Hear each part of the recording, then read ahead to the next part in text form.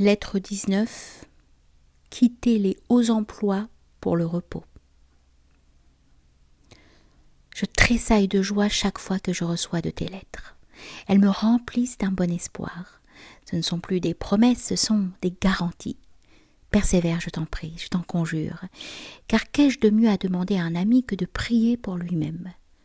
Dérobe-toi s'il est possible au tracas des affaires, sinon romps avec elles.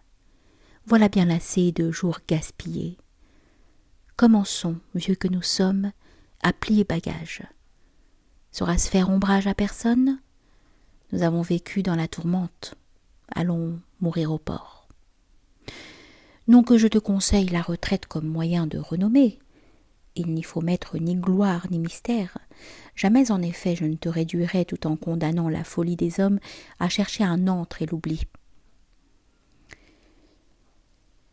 Tâche que ton renoncement n'ait pas trop d'éclat, mais se laisse voir. D'autres, dont le choix à cet égard est libre et encore à faire, verront s'il leur convient de passer leur vie dans l'obscurité.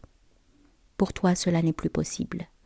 Te voilà produit au grand jour par la vigueur de ton génie, par tes écrits si pleins de goût, par de nobles et illustres amitiés. La célébrité s'est emparée de toi. Fusses-tu plongé comme perdu dans la retraite la plus reculée, tes premières traces te décèleraient encore. Tu ne peux plus jouir des ténèbres. Tu emporteras n'importe où tu fuiras, presque tout l'éclat de ton passé. Tu peux prétendre au repos sans que personne t'en veuille, sans regret ni remords de conscience. Que quitteras-tu dont l'abandon puisse être amer à ta pensée? Tes clients? Aucun ne te suit pour toi-même. Tous pour quelque chose à tirer de toi. Tes amis? Jadis on recherchait l'amitié, maintenant on court à la proie. Des vieillards qui ne te verront plus changeront leur testament? Tes flatteurs iront saluer d'autres seuils? Un grand bien ne saurait coûter peu. Calcule à quoi tu veux renoncer. À toi-même ou à une portion de ce qui est toi. Que ne te fut-il donné de vieillir dans la sphère modeste où tu pris naissance? Et pourquoi la fortune n'a-t-elle pas porté si haut? Tu as perdu de vue l'existence salutaire à l'âme, emporté par tes rapides avantages, gouvernement de province, intendance et tout ce que promettent ces titres. De plus grandes charges encore t'invitent, et après celle-là d'autres. Quel sera le terme? Qu'attends-tu pour t'arrêter? Ce moment n'arrivera jamais. Il est, disons-nous, une série de causes dont la trame forme le destin. Ainsi s'étend la chaîne des désirs. Ils naissent de la fin l'un de l'autre. Telle est la vie où tu es plongé, que jamais d'elle-même elle ne termine tes misères et ta servitude. Dérobe aux joues ta tête meurtrie.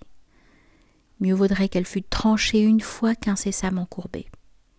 Si tu reviens à la vie privée, tout y sera sur une moindre échelle, mais te satisfera pleinement ce que ne font pas aujourd'hui les torrents de jouissance qui affluent chez toi de toutes parts. Préfères-tu donc à une pauvreté qui rassasie une abondance famélique? La prospérité est avide et en bute à l'avidité d'autrui. Tant que rien ne t'aura suffi, toi-même tu ne suffiras point aux autres.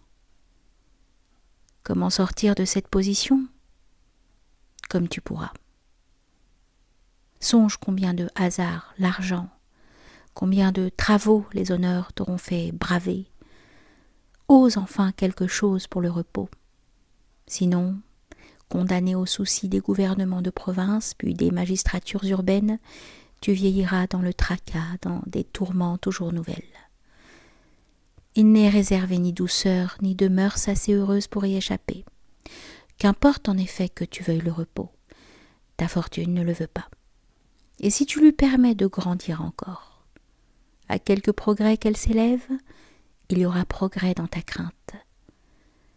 Je veux ici te rapporter un mot de Mécène qui, dans les tortures de la grandeur, poussa ce cri de vérité. Oui, leur hauteur même foudroie les sommets. Tu demandes dans quel livre il a dit cela? Dans celui qui a pour titre Prométhée. Il a voulu dire « Les hauteurs ont leur sommet foudroyé ».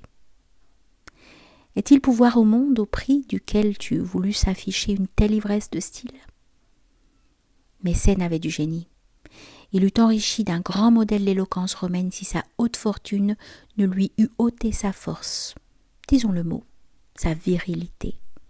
Voilà ce qui t'attend, si tu ne te hâtes de plier la voile, et ce qu'il a voulu trop tard, de raser le rivage. J'aurais pu, moyennant cette sentence de Mécène, balancer mes comptes avec toi. Mais tu me chercheras chicane, si je te connais bien. Tu ne voudras ton remboursement qu'en pièces de beau relief et de bonne aloi. Selon l'usage, c'est sur Épicure que je dois tirer. Il a dit « Examine bien avec qui tu dois manger et boire avant de penser à ce que tu boiras et mangeras.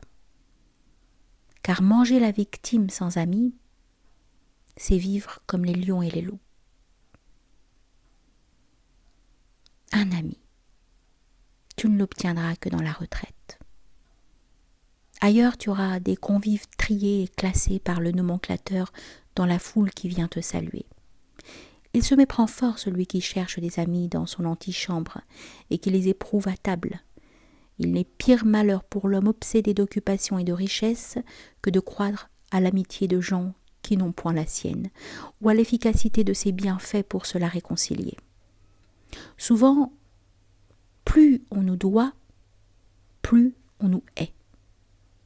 Une légère dette fait un débiteur, une lourde somme un ennemi. Et quoi? Les bienfaits n'engendrent pas l'amitié.